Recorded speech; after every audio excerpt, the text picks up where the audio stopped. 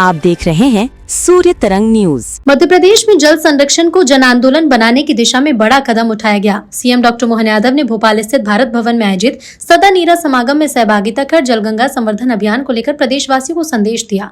मुख्यमंत्री ने कहा कि पीएम मोदी के नेतृत्व में देश भर में जल संरक्षण और जल संवर्धन के लिए व्यापक स्तर पर काम हो रहे हैं। उन्होंने दावा किया कि इस अभियान में मध्य प्रदेश देश का नंबर 1 राज्य बनकर उभरा। सीएम ने जल स्रोत के संरक्षण, नदियों के पुनर्जीवन और वर्षा जल संचयन को समय की सबसे बड़ी जरूरत बताया।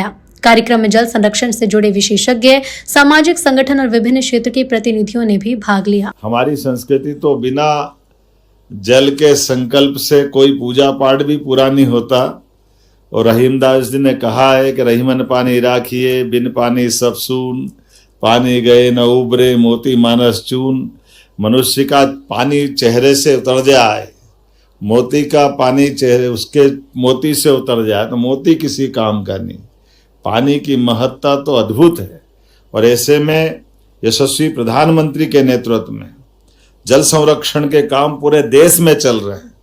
और मैं इस अवसर पर माननीय प्रधानमंत्री जी के माध्यम से जो काम चल रहा है उसमें आपको बधाई देना चाहता हूं।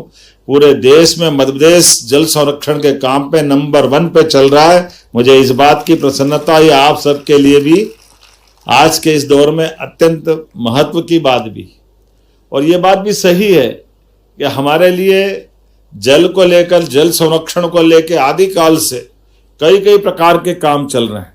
लेकिन भूगर्भ भंडारण को, उस स्रोत को पानी खींच करके पृथ्वी के ऊपर अपनी खेती और अन्य प्रकार के कामों में लेके आने का जो संतुलन, जिस पर ध्यान देना चाहिए, एक तरह से हमारी विज्ञान प्रौद्योगिकी संस्था ने अलग अलग जिलों वाइज इसका आपने आंकड़ा भी जुटाया है।